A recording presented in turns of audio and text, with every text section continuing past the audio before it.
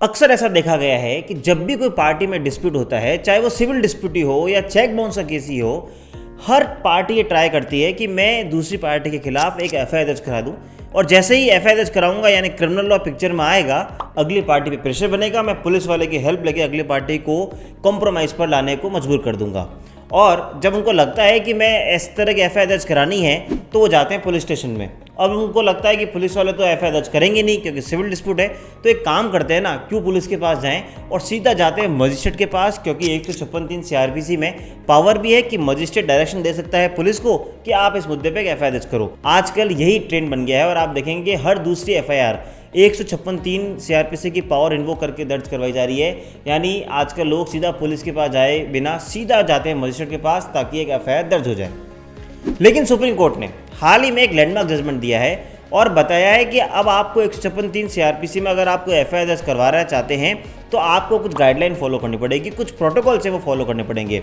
अगर आपने वो फॉलो नहीं किए तो आपकी एफआईआर को खारिज कर दिया जाएगा, जैसा कि सुप्रीम कोर्ट ने हाल ही में एक केस में किया है। क्या वो गाइडलाइंस हैं और क्या आपको उसमें ध्यान रखना है ताकि आपके खिलाफ जो एफआईआर हुई है आप उसको खारिज करवा सकते हैं, या अगर आपने कोई एफआईआर दर्ज करवाई है तो वो लंबी चले। इन सब बातों को जानने के लिए आपको इस वीडियो को एंड तक देखना पड़ेगा ताकि आप 156(3) पे सुप्रीम कोर्ट द्वारा दी गई गाइडलाइंस को डिटेल में जान पाएं। वेलकम बैक टू चैनल, मैं हूं आपका अपना वकील दोस्त एडवोकेट नमन मनोज और आप मेरे साथ देख रहे हैं देश का सबसे तेजी से बढ़ता हुआ लीगल चैनल लीगल शॉर्ट्स। मुझे बहुत बहुत खुशी है बताते हुए कि हम 3 लाख सब्सक्राइबर्स को पार कर चुके हैं। अगर आपको ये चैनल पसंद आता है, इस तरह की वीडियो और कंटेंट पसंद आते हैं तो सब्सक्राइब कर लीजिए, बेल आइकन दबा दीजिए। और हाँ, अगर आपके जीवन में किसी भी तरह की कानूनी समस्या है तो मैं नीचे लिंक दे रहा हूँ, उस लिंक पर आप क्लिक कर मुझ तक या मेरी टीम से बात कर सकते हैं। तो चलिए शुरू करते हैं आज का एक खास वीडियो जहाँ हम बात कर रहे हैं 156(3) सीआरपीसी पे सुप्रीम कोर्ट की गाइडलाइंस का।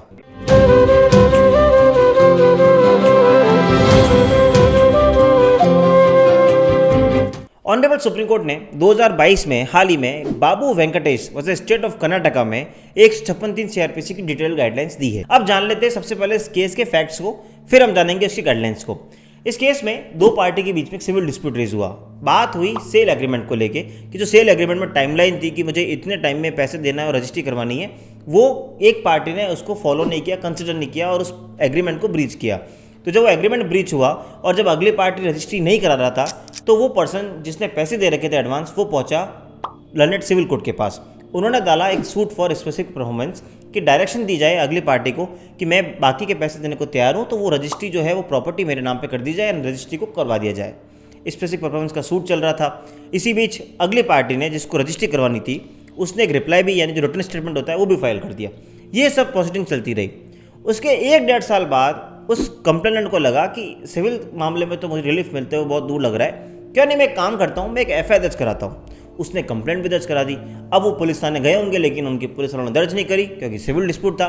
तो वो पहुंच गए मजिस्ट्रेट साहब के पास में 156(3) सीआरपीसी की पावर यूज़ करते हुए। 156(3) सीआरपीसी दोस्तों कहता है कि अगर आपकी कोई एफआईआर यानी जो कॉग्निजेबल ऑफेंस की जो कंप्लेंट यानी जो एफआईआर है वो अगर पुलिस वाले या जो कमिश्नर या जो कंसर्न एसपी वो दर्ज नहीं करें तो लैंडेड मजिस्ट्रेट के पास पावर है कि वो उस पर एफआईआर दर्ज करने का आदेश दे सकते हैं। तो 156(3) सीआरपीसी की मजिस्ट्रेट ने अपनी पावर इन्वोक करी और डायरेक्शन दिया कंसर्न पुलिस स्टेशन को कि यस, इस मामले में एफआईआर दर्ज करी जाए और हमें एक रिपोर्ट सबमिट करी जाए। जैसे ही वो एफआईआर दर्ज हुई तो सामने वाली पार्टी जो अपोजिट पार्टी थी वो पहुंच गई हाईकोर्ट। हाईकोर्ट में 482 सीआरपीसी की पिटीशन उन्होंने लगाई। वैसे आपको पता होगा 482 की पिटीशन ये कहते हैं कि जब भी आपको लगता है कि आपके खिलाफ कोई एफआईआर गलत दर्ज हुई है तो आप उसको हाईकोर्ट में जाके एफआईआर क्वैश करवा सकते हैं। एफआईआर क्वैश कराने के लिए गए लेकिन हाईकोर्ट ने उनकी पिटीशन को डिसमिस कर दिया। उन्होंने बोला कि अभी हमको नहीं लगता कि आपकी इस एफआईआर को रद्द किया जाना चाहिए। इस ऑर्डर से एग्रीव्ड होकर जो एक्यूज पार्टी थी वो पहुंची सुप्रीम कोर्ट। अब सुप्रीम कोर्ट में उन्होंने 2 ग्राउंड रेज करे। पहला उन्होंने कंटेंशन या जो ग्राउंड रेज किया वो बोला कि ये हमारा एक सिविल डिस्प्यूट है। अगली पार्टी ने ऑलरेडी मेरे खिलाफ एक स्पेसिफिक परफॉर्मेंस का सूट डाल दिया है जहाँ पे मैंने रिप्लाई भी फाइल कर दिया है, यानी अब जो प्लीडिंग्स हैं वो कंप्लीट हो गई और हम आगे बढ़ चुके हैं। फिर भी जस्ट टू हैरेस मी या just for the sake of compromise ये एफआईआर उन्होंने लॉन्च कराई है और सिविल डिस्प्यूट है तो मुझे लगता है कि एफआईआर को रद्द कर दिया जाना चाहिए। और दूसरा जो उन्होंने कंटेंशन रेज किया जो सबसे इंपॉर्टेंट था वो ये था कि honourable supreme court of India ने ऑलरेडी गाइडलाइन जारी कर रखी है कि अगर आपको 156(3) सीआरपीसी में कोई एफआईआर दर्ज करवानी है तो आपको एक एफिडेविट यूज़ करना होगा और अगर एफिडेविट नहीं है तो मेरे खिलाफ जो एफआईआर दर्ज की है उसको खारिज किया जाना चाहिए। Honourable supreme court of India ने इन दोनों बातों को कंसिडर किया। अब इन दोनों बातों को कंसिडर किया है उसको हम डिटेल में जानते हैं और यहीं से उनकी गाइडलाइंस निकलेगी। सबसे पहला बात आई सिविल डिस्प्यूट की, तो honourable supreme court of India ने बताया कि 1992 में state of Haryana versus Bhajan लाल, जो कि एक लैंडमार्क जजमेंट है 482 सीआरपीसी में, बेसिकली उसमें कुछ कंडीशन दे रखी है कि अगर आपका केस उस कंडीशन में आता है तो आप 482 लगा के अपने खिलाफ जो हुई एफआईआर है या जो क्रिमिनल केस है उसको आप खारिज यानी रद्द करवा सकते हैं। इस जजमेंट में एक one of the important condition है, वो ये कहता है कि अगर आपको लगता है कोई आपके खिलाफ एक ऐसी एफआईआर दर्ज हुई है जो सिर्फ इसी भावना से दर्ज कराई गई है, प्रतिशोध की भावना से, तो आप उस ग्राउंड को रेज करके एफआईआर को खारिज करवा सकते हैं। Honourable supreme court of India ने जब इस केस के फैक्ट्स को डिस्कस किया तो उन्होंने देखा कि जब ऑलरेडी उस पार्टी ने सूट फॉर स्पेसिफिक परफॉर्मेंस यानी सिविल दावा डाल चुका है, अगली पार्टी ने रिटन स्टेटमेंट भी डाल दिया है, तो अब क्रिमिनल केस कैसे बन सकता है, because there was no intention to cheat from since first day. और ये state of Haryana versus Bhajan Lal की गाइडलाइन में भी आता है, क्योंकि वो कहती है कि अगर प्रतिशोध की भावना से कोई कंप्लेन दर्ज कराई तो वो रद्द होना चाहिए।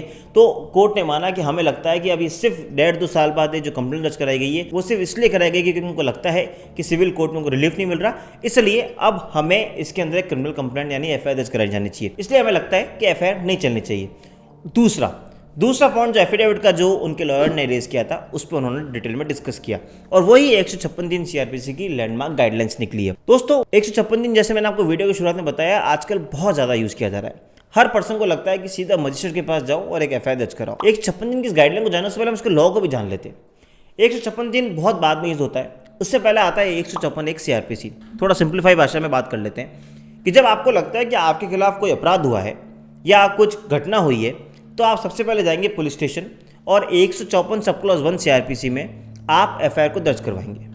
अगर आपको लगता है कि पुलिस वाला एफआईआर दर्ज नहीं कर रहा है तो आपके पास दूसरा राइट होता है 154(3) सीआरपीसी, जिसके तहत आप जाएंगे संबंधित कमिश्नर या संबंधित सुपरिटेंडेंट ऑफ पुलिस के पास और बोलेंगे कि 154(1) में पुलिस ने मेरी एफआईआर दर्ज नहीं करी, इसलिए हम आपसे रिक्वेस्ट करते हैं कि आप मेरे एफआईआर को दर्ज करें। अगर आपकी वहाँ भी एफआईआर दर्ज नहीं होती है तब जो तीसरा ऑप्शन बचता है वो होता है कि आप जाएंगे कंसर्न मजिस्ट्रेट के पास 156(3) सीआरपीसी में और रिक्वेस्ट करेंगे कि सर मेरे ये जो घटना हुई है उसके लिए आप डायरेक्शन दें पुलिस वालों को कि एफआईआर दर्ज करें। लेकिन जब 156 दिन बढ़ने लगी तो ऑनरेबल सुप्रीम कोर्ट ने Priyanka Srivastava versus state of UP में एक बात डिसाइड कर दी और उन्होंने कहा कि क्योंकि आजकल इतनी सारी 156 दिन आ रही है तब हम ये डायरेक्शन देते हैं कि अब जो भी 156 दिन सीआरपीसी की एप्लीकेशन फाइल होगी मजिस्ट्रेट के पास उसमें कंप्लेनेंट को अब एक एफिडेविट मूव करना पड़ेगा।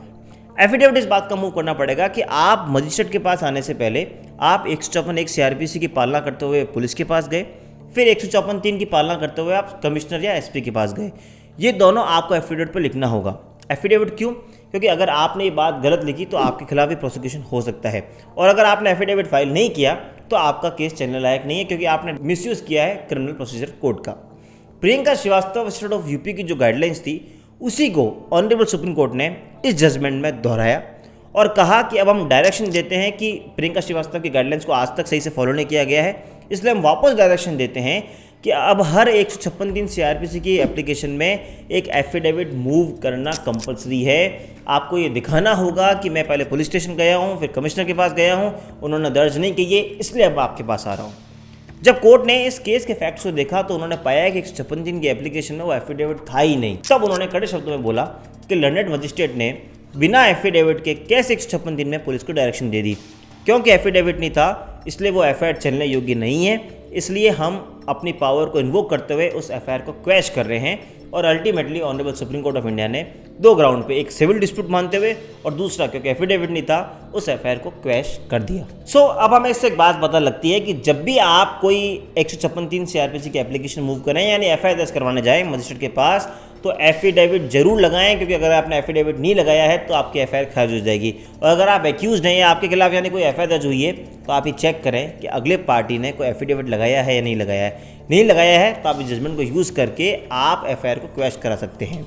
और एक ज़रूरी बात, अक्सर आप अभी सोचते हैं कि क्या हमको पुलिस स्टेशन जाने की ज़रूरत है क्या? आजकल इसका भी एक तोड़ है। जनरली हम लोग ट्राई करते हैं कि हम पुलिस स्टेशन जाएं, लेकिन नहीं भी जाएं तो आप एक काम कर सकते हैं कि आप एक एप्लीकेशन लिखें एफआईआर दर्ज कराने के लिए, उसको स्पीड पोस्ट से पुलिस स्टेशन भेज दें। फिर आपको लगता है कि वहाँ 7-10 दिन में रिस्पॉन्स नहीं आ रहा है तो उसके बाद आप कमिश्नर को भेज दें। फिर वहाँ से भी रिस्पॉन्स नहीं आए तो आप उन एप्लीकेशन को, स्पीड पोस्ट के ओरिजिनल रिसिप्ट को, उसके ट्रैक रिकॉर्ड को, इन सब को प्रिंट आउट लेके एक एफिडेविट आप मूव कर सकते हैं। तो आप ये कोर्ट को शो कर सकते हैं कि मैं वहाँ गया, मैंने स्पीड पोस्ट से भी भेजी लेकिन कोई रिस्पॉन्स नहीं मिला। मुझे पूरी उम्मीद है कि आपको ये आज का वीडियो बहुत पसंद आया होगा। फिर भी आपको लगता है कि आपको ओपिनियन चाहिए, मैं नीचे लिंक दे रहा हूँ, आप मुझ तक या मेरी टीम तक पहुँच सकते हैं। और प्लीज़ सब्सक्राइब कर दीजिए चैनल को, ताकि आपको इस तरह के इन्फॉर्मेटिव वीडियोज़ घर बैठे मिलते रहें। बहुत बहुत धन्यवाद आपका प्यार इस तरह बनाए रखने के लिए। मिलेंगे अगली बार इसी तरह के कोई एक और इन्फॉर्मेटिव वीडियो के साथ, तब तक के लिए जय हिंद, जय भारत।